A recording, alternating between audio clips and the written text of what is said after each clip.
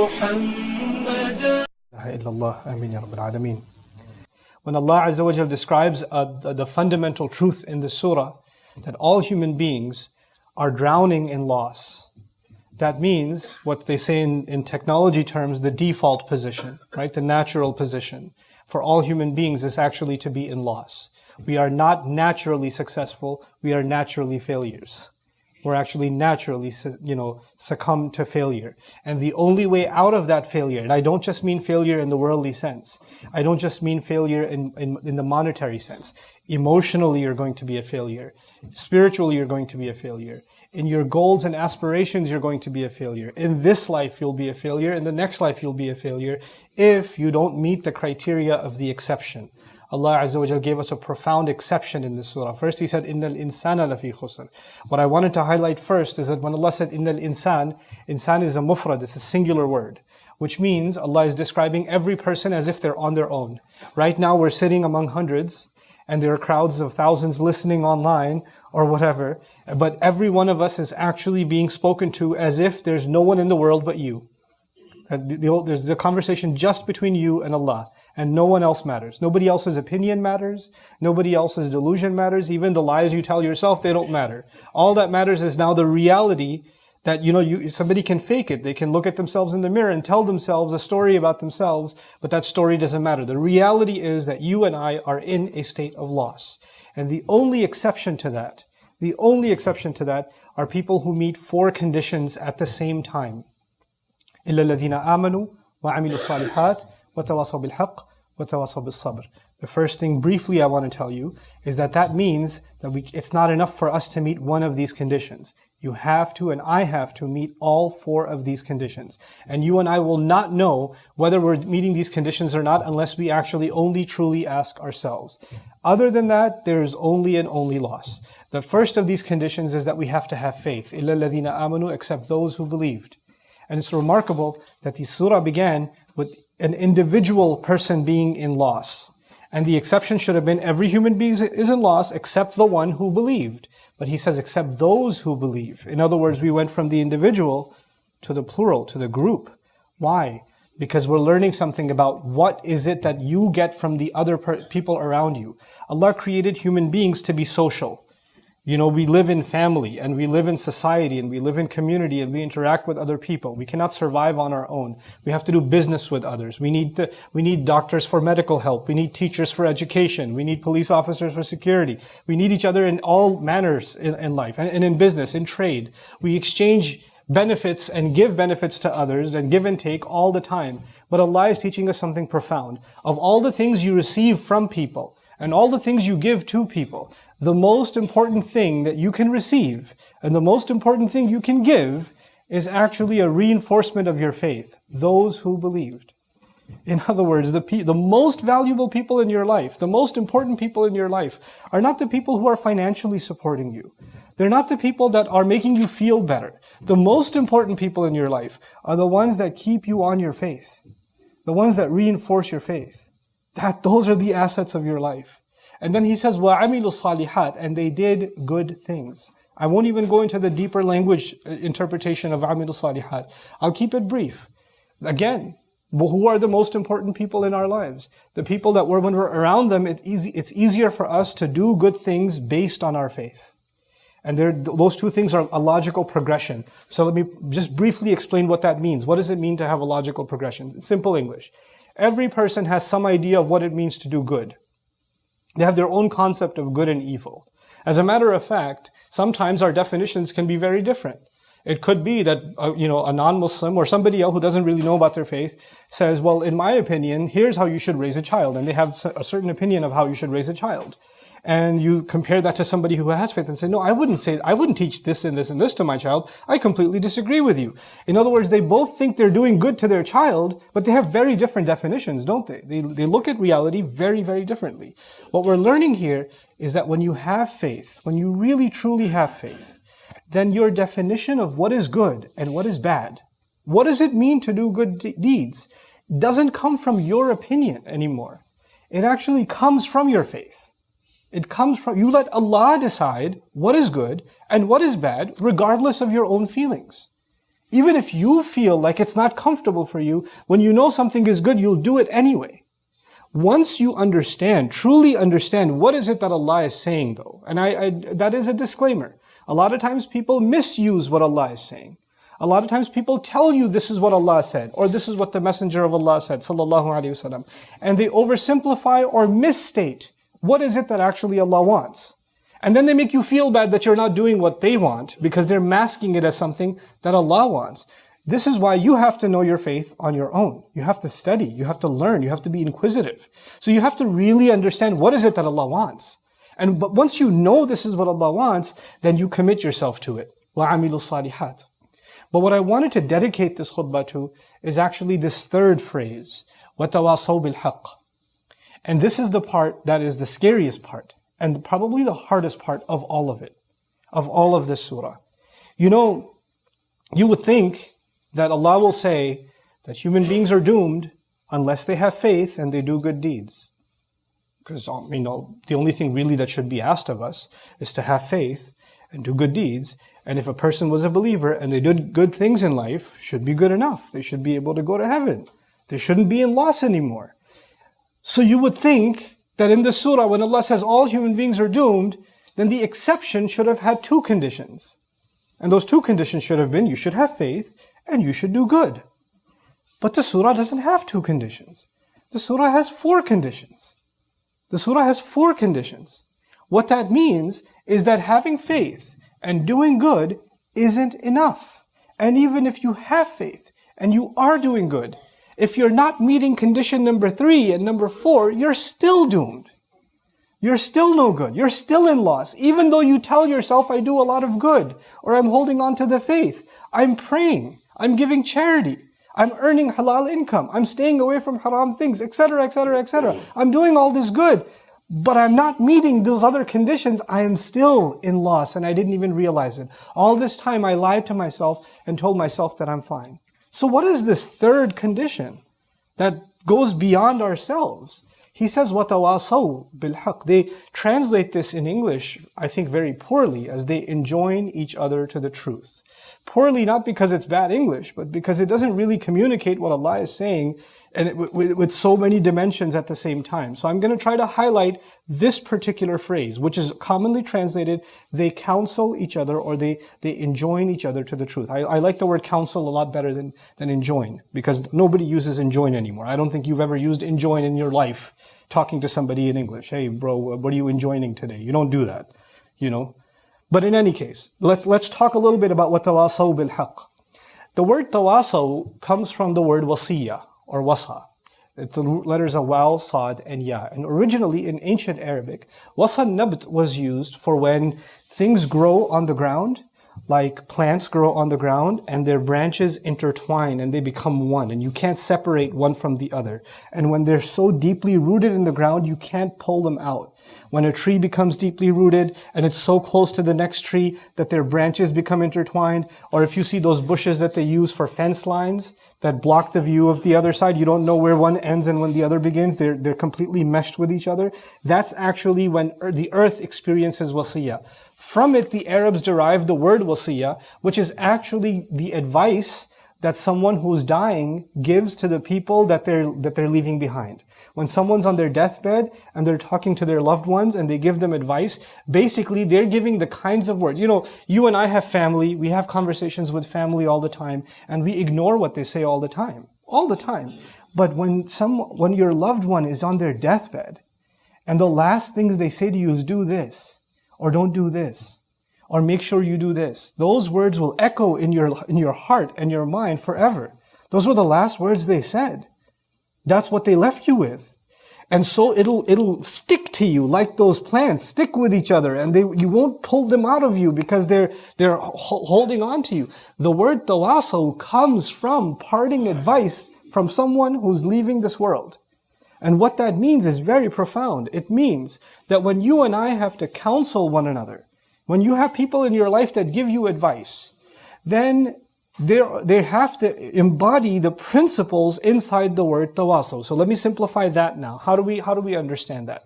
Whenever you have to give somebody advice, there are two things. What do you have to tell them? And how do you have to say it? There's what to say and how to say it. There's always two parts. Sometimes you have something good to say, but you have a terrible way of saying it. Some people have a terrible way of saying Assalamu alaikum. Assalamu alaikum. That doesn't mean peace. I mean, the words in the dictionary mean peace, but your face doesn't mean peace. It means war. Your face means that you are not at peace at all. As a matter of fact, you sound like may you fall down the stairs, but you're saying Assalamu alaikum. You know? So the way you say something is as important as what you say. Both of those things are extremely important. Why? Because when you give good advice, but you give it in ugly ways, when you speak the truth, but you speak it in ugly, condescending, demeaning, insulting ways, then the truth itself becomes ugly. And for the person listening, they don't want to hear it anymore. And you failed, and they failed. Because they were not able to receive the truth, and you were not able to give the truth. Now remember, when you and I have to give somebody advice, then we have to think of ourselves as people that are leaving this world, and we're on our deathbed. In what tone what kind of people would you have around you as you're dying? These would be the people that you love the most, that care the most about you, and you care the most about them. If there are people that when you see them, your heart hurts, or they've caused you pain, you would even request the doctor, I don't want to see them right now. Just let me see my loved ones. You would want to be around people that are the closest to your heart. So the first thing about tawasi is it can only be done to those that are close to your heart. And then it can only be done when you're in a state of mind where there's no agenda left. When you're giving advice and you're on your deathbed, there's no thought of, how is this going to benefit me? Or how is this going to do good for me? Or is this going to, come back and people are going to, is it going to help me socially or financially? All of those things are gone. You're leaving this world. The only thing you have left for the person you're talking to is you want something good for them when you're gone. That's the only motivation you have, is you lovingly want something good for them. It would be really wretched of you that if you're at your deathbed and you're saying, by the way, that bag and that money and that jewelry, that's still mine, okay? And then you die. Nobody thinks like that. Those thoughts about your material, possessions disappear. You say, give this in charity, give this to this one, do this, do this, do this. Either you give them counsel about what you want done on your behalf, or good that you want for them, advice that you want to give them, parting advice. This is the kind of genuineness and sincerity you have to have when you actually engage in tawasi bil haqq. Now think about that. You and I have family, you and I have friends, you and I have people in our life that we try to give advice to, that we try to talk to. What tone do we use? What motivations do we have? Do they feel like we're beating them down, making them feel like, a lot of times when we give people advice, in our life, they feel like we're just insulting them using religion. You're just using these ayat and these ahadith to make me feel guilty. You're just beating me with Islam, and you think you're better than everybody else because you can quote the stuff. What about you? Etc., etc., etc. Now come back to the word tawasi. Tawasi actually it's got in'ikas in it. The tafa'ul pattern is called in'ikas. In'ikas simply means reflection, which means when I give you advice lovingly, caring for you, I am actually equally ready to take advice lovingly. And I am just as willing to give as I am to receive. Sometimes you're in a relationship where you can be openly criticized, but you can't say anything back. And if you say something back, it'll be offensive. But and even if you say it lovingly, genuinely, out of concern, it will not be accepted. It's not going to be tolerated, because that's not the kind of relationship. You get to hear, but you don't get to be heard. You see? You have to have people in your life that you can do tawasi with.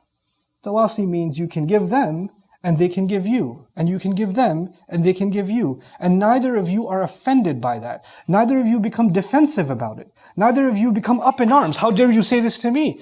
Let's talk. Because every human being who can acknowledge that they're on a journey and they're in loss, and they're struggling with their faith, and they're struggling to do good deeds, you and I are going to slip and fall. We're going to make mistakes. And the only people that can help us get back up are the people who lovingly help us get back up. Not people who kick us in the face first and then say, get up. That's not a way to get somebody up. Humiliating someone is not a way to get somebody up.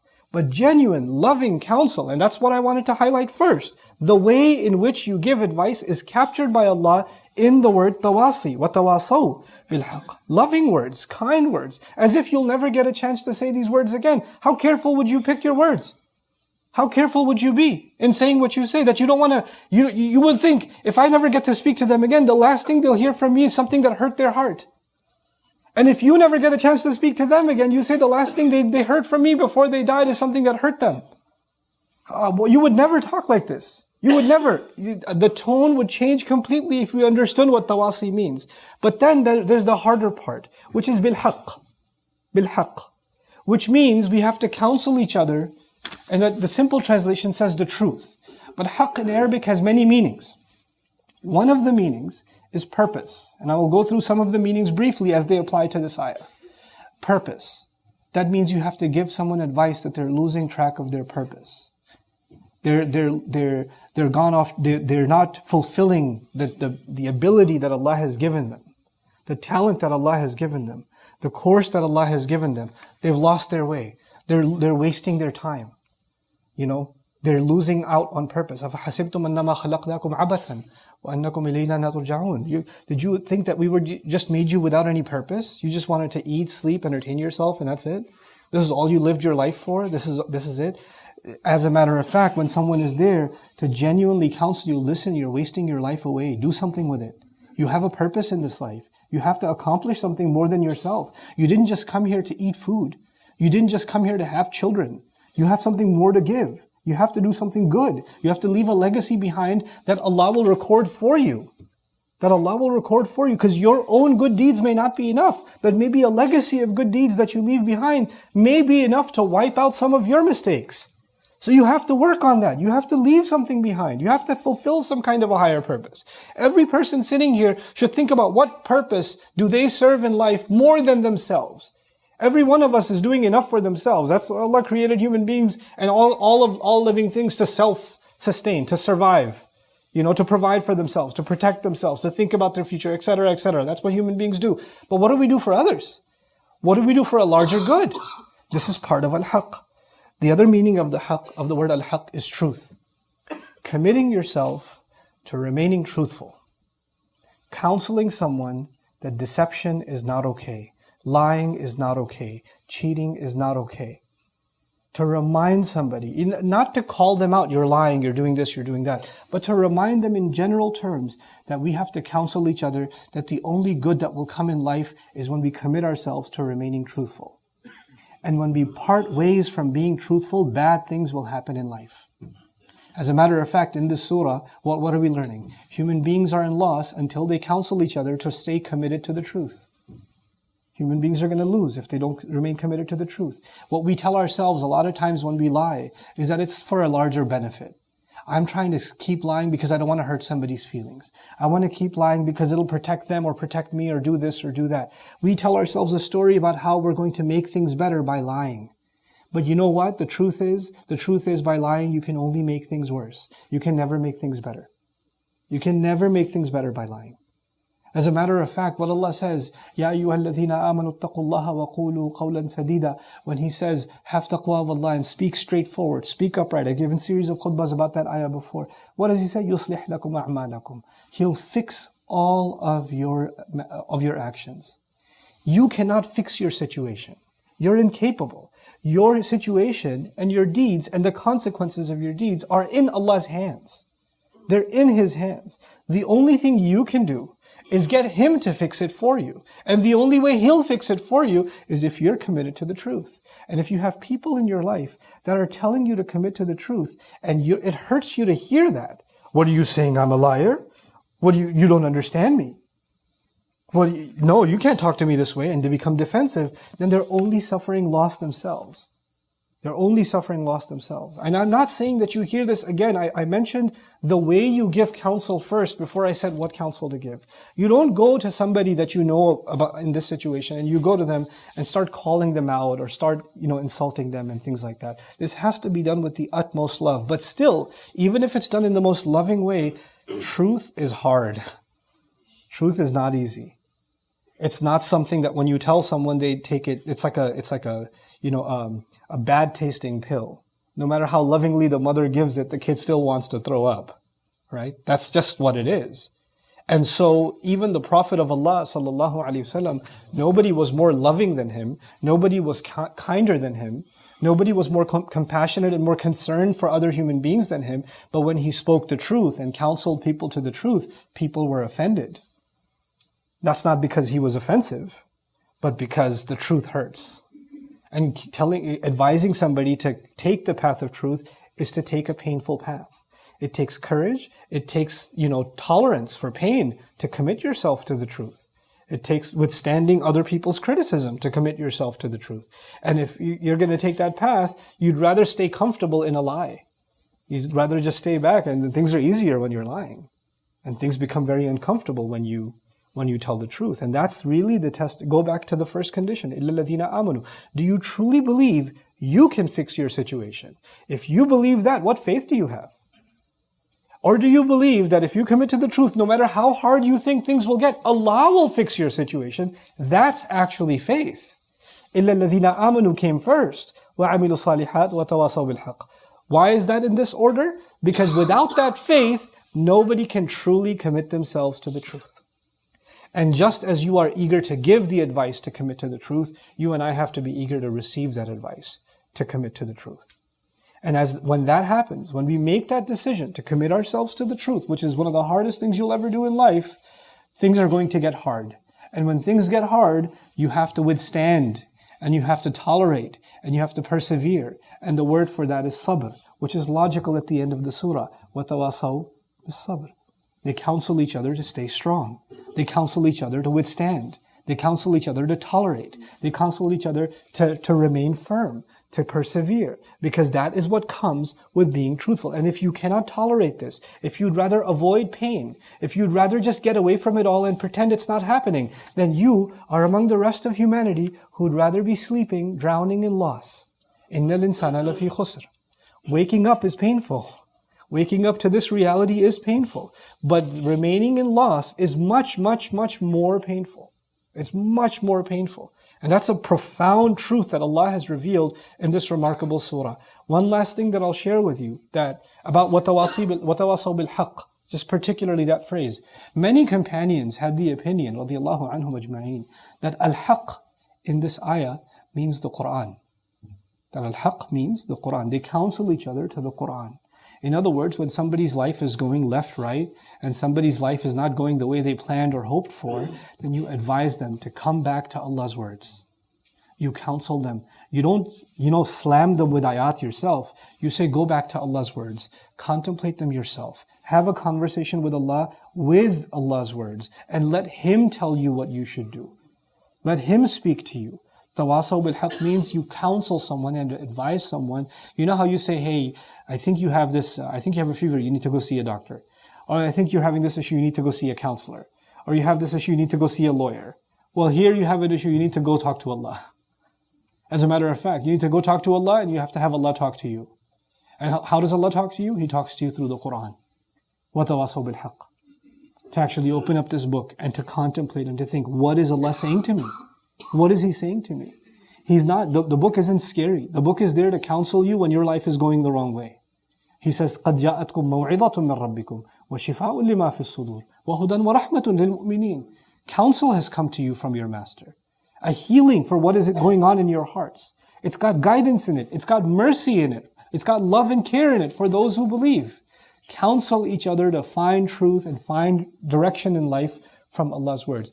If you don't have, and I don't have people like that in our life, if we don't have people like that in our life that help us with our faith, that encourage us to keep doing good things, that can call us out and staying committed to truth, can actually do so in a loving way, and that we can give them that love back and that truthfulness back, and that we can make each other strong and stay persevering.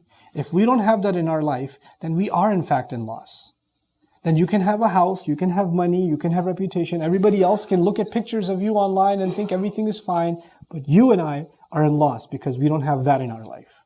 That is the most valuable thing we can have. May Allah Azza wa Jal give us the right people in our life that can help us fulfill the powerful requirements of this remarkable surah. May Allah Azza wa Jal give us an opportunity to really reflect on the teachings of this surah with our hearts and our minds, and allow us to make changes in our life for our own benefit and for the benefit of those that we love and care about. Barakallahu li wa lakum fil Qur'an al-Hakim wa nafa'ani wa iyyakum bil ayati wa dhikr al-Hakim.